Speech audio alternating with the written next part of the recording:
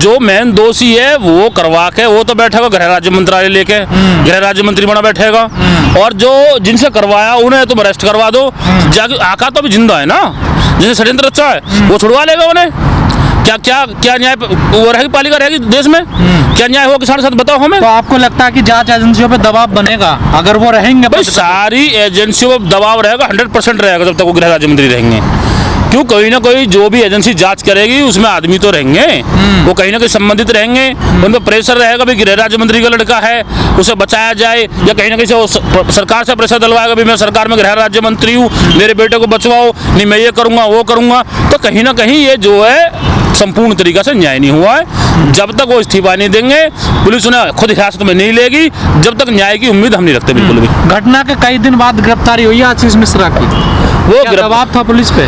वो गिरफ्तारी नहीं थी, जो जनता का जो शोर था, विरोध जो देश में उत्पन्न हुआ, मतलब किसानों को रौंदने के बाद में भी ये सरकार जो आज देश में बैठी है, प्रदेश में बैठी है, वो ये भूल चुकी है जो इस देश का किसान मजदूर जो मेहनत करके देश को आगे बढ़ाने का काम करता है, जो किसान धूप हो छाव हो, गर्मी हो सर्दी हो बारिश हो, दिन रात देश के लिए काम करता है, अन्न उगाता है, उसके साथ इतना बड़ा अत्याचार, मतलब उन पर गाड़ियाँ चढ़ा के भी उन्हें गिरफ्तार नहीं करोगे? ये तो साजिश के तहत में इन्होंने जो है, जब ज़्यादा जनता में बवाल मचल लगा, इनकी खिरखिरी ज़्यादा हो लगी, नहीं लगा भी हाँ जनता जागरूक है और तुम अगर इसे गिरफ्तारी नहीं करवाओगे, इसे सरेंडर नहीं करवाओगे तो जनता जो है विद्रोह कर देगी। इसीलिए उन्होंने जानबूझकर सरेंडर कराया। असली दोषी तो गृह मंत्री है जिसने बयान दिया था। पर योगी जी कह रहे हैं ना जो दोषी उन पर कार्रवाई होगी, छोड़ा नहीं जाएगा। दोषी तो गृह मंत्री बैठा ना, उसमें क्या क्या बताओ हमें। उससे 10 दिन पहले गृह मंत्री ने साफ साफ कहा था, उसने राज्य मंत्री ने भाई जो मैं जो है इससे पहले, अब तो मंत्री सांसद तो बाद में, इससे पहले में कुछ और था, मेरे बारे में पता करे, पता क्या था वो, हिस्ट्री शीटर था वो। लेकिन राकेश टिकैत जी ने कहा कि एक्शन का रिएक्शन हुआ जो बीजेपी के कार्यकर्ता मारे गए। भाई वो तो एक बात बताओ, किसी को तुम किसी के भाई पे गाड़ी चढ़ा के और तुम्हारी गाड़ी वहाँ से निकल नहीं पाएगी तो दूसरा परिवार वाला क्या करेगा भाई, है वो मतलब तुम्हारा आरती उतारेगा, तुम्हें जाने देगा? ये तो स्वाभाविक सी बात है। अगर हमारे ऊपर कोई हमला करता है तो अगर हम किसी जानवर पे भी अगर हमला करते हैं तो वो भी अपने बचाव में सींग हमारी तरफ करता है, नहीं करता है। यहाँ तो सीधे सीधे आदमी को रौंद दिया गया, गाड़ी चढ़ा दी गई, वो रिएक्शन क्यों देगा किसान भाई? उनकी पूजा करते सोच रहे हैं कि हमारे ऊपर गाड़ी चढ़ा कर हमारे भाई ने मार रहे हैं। आपको नहीं लगता जिन लोगों ने 4 बीजेपी कार्यकर्ता मारे वो भी तो अपराधी है ना कहीं ना कहीं? भाई वो तो अपराधी, मैन अपराधी तो वो जिन्होंने भेजे वहाँ मरवाने के लिए। भाई असली साजिश करता तो गृह मंत्री था ना, जो आज पद में बैठा हुआ मजे में। भाई सारी साजिश तो गृह मंत्री की थी ना, उसके लड़के की थी, लड़का सरेंडर कर दिया, वो गृह राज्य मंत्री बना बैठा है, जांच हो जाएंगी सारी एजेंसी दबाव में। देश में एक एजेंसी बता दो जो आज स्वतंत्र है, सारी एजेंसियां बीजेपी के अंडर चल रही हैं। एक भी देश में एजेंसी ऐसी नहीं है जो बीजेपी के खिलाफ हो या निष्पक्ष जांच कर सके। लेकिन सुमित जी आप भी इस लगातार इस आंदोलन में 11 महीने होने वाले हैं, इस आंदोलन को लगता कुछ नतीजा निकलेगा? भाई नतीजा तो लिगड़ा है, बंगाल में लिगड़गा, किसानों के ऊपर गाड़ी भी चढ़ने लगी है, बंगाल में लिगड़गा, उत्तर प्रदेश में लिगड़गा। अच्छा मुझे ये लोग जो आंदोलन को बड़ा कमजोर सोच रहे बीजेपी वाले, ये भूले बैठे जब देश में अन्ना हजारे एक व्यक्ति आंदोलन करने आए थे और यहाँ युवा जब जागरूक हुआ, देश में बातें जब कांग्रेस के खिलाफ चली, ये भ्रष्ट पार्टी है, इन्होंने घोटाले करे ये करे, अन्ना बड़ी गवाही दे करे उस टाइम पे। आज तो आज अन्ना हजारे कहते पता नहीं कहाँ चले गए वो। दूसरा इसमें यह है, आज जब जो देश का पेट भरता है, अन्नदाता भगवान का रूप कहा जाता है, वो 11 महीने से रोड पे बैठा है, तो ये सरकार भूले बैठी जब एक अन्ना हजारे कांग्रेस 70 साल की कांग्रेस खत्म कर सके। ये तो देश का अन्नदाता है, इनका सा सूपड़ा साफ होगा जैसे गधा के सींग गए। नहीं लगता तो नहीं है, लोग तो आपके समर्थन में उतनी बड़ी तादाद में नहीं आ रहे हैं। भैया समर्थन किसान है, खेत का काम भी है, बच्चे भी संभालने हैं, आंदोलन भी करना है, सारी चीजें मैनेज करके चल रहे। जब 11 महीने इतना बड़ा आंदोलन चला आज।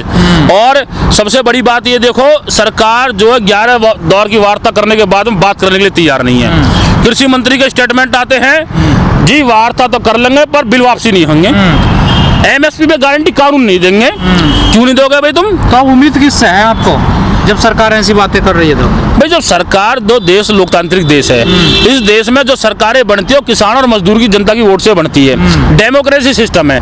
यहाँ ऐसा तो है नहीं भी जो राजा उसका बेटा राजा वो उसका पोता राजा रहेगा, नहीं।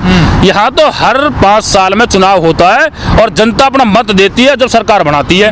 पिछले 5 साल में इन्होंने, जब इनका हारने का नंबर आया तो एक पुलवामा अटैक हुआ जिसमें हमारे किसान के बच्चे, हमारे किसान भाई फौजी जो शहीद हुए, देश में ऐसी भावनाएं जगी यार, बताओ हमारे अटैक होगा, हमारे बच्चे शहीद हो गए, तो इन्होंने जोर शोर से देशभक्ति का नारा दिया इन्होंने।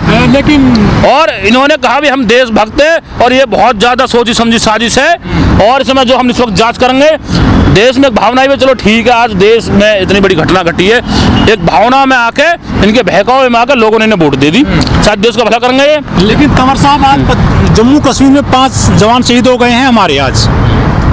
भैया 5 क्या हुए हैं, डेली 1-2 हो रहे, बताओ।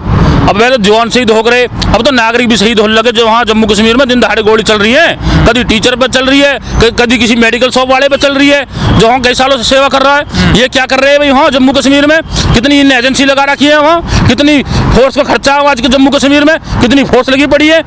लेकिन सुमित जी, सरकार किसानों को कमजोर समझ रही है, किसान सरकार को कमजोर समझ रहे हैं। देखो किसान ना तो पहले कमजोर था ना आज कमजोर है। किसकी भूल है इसमें? इसमें जो सत्ता के नशे में चूर बैठे हैं ना, जिन्हें चमक लाइट के सामने कुछ नहीं दिख रहा, वो भूले बैठे हैं। ज्यादा लाइट से जो है आदमी को कुछ दिखता नहीं है। एक तो अंधेरे में नहीं दिखता, अंधकार में, एक जब ज्यादा भी लाइट हो जाए ना, जब भी वह कुछ नहीं दिखता और रोशनी रोशनी दिखे। तो आज ये लोग ज्यादा लाइट में, ज्यादा सत्ता के नशा में है। इनके पास ये सोचे बैठे हमारे पास IT सेल है, हमारे पास हिंदू मुस्लिम है, हमारे पास राजपूत गुर्जर है, मतलब हम तोड़ेंगे और राज करेंगे। यही तो कर रहे हैं लोग। पहली बार तो देश को हिंदू राष्ट्र पार्टी ने कोई मिला, हिंदू सम्राट नेता मिले हैं आपको, और आप इतने नाराज नजर आते हैं। नहीं, पहले तो तालिबान ही है, पहले हिंदू नहीं है। हमें बताओ कौन सा नेता हिंदू नहीं है, बताओ। या उससे पहले प्रधानमंत्री हिंदू नहीं थे? पंडित जवाहरलाल नेहरू कौन थे? लाल बहादुर शास्त्री कौन थे? वो हिंदू नहीं थे क्या? ये बताओ ना हमें कौन ये हिंदू के नाम पे ये तो चोला इन्होंने पैर रखा है देशभक्ति का, हिंदू के नाम पे, मुस्लिम के नाम पे, कभी सिखों के खालिस्तान का नाम पे देश को तोड़ रहे और देश को बांट रहे। हमारा भारत इतना समृद्ध देश है, संस्कृति हमारी इतनी बड़ी है, ये संस्कृति की बात करते हैं बचाने की, कहाँ संस्कृति बचा रहे हैं? 2 जातियों में बीज बो के जाते हैं, इन पे संस्कृति बच रही है इन पे। इन्होंने तो सिर्फ ये, आज तुम आंकड़े उठा कर देखो, ये 4 गुजराती थे, आज 2 देश के 2 बड़े पद लिए बैठा है, प्रधानमंत्री और गृह मंत्री, और 2 आज देश के सबसे बड़े रईस में लिस्ट में नाम आया है। मैं पीछे भी समाचार में देख रहा था, देश का सबसे बड़ा रईस आदमी कौन? अंबानी। दूसरे नंबर पे अडानी।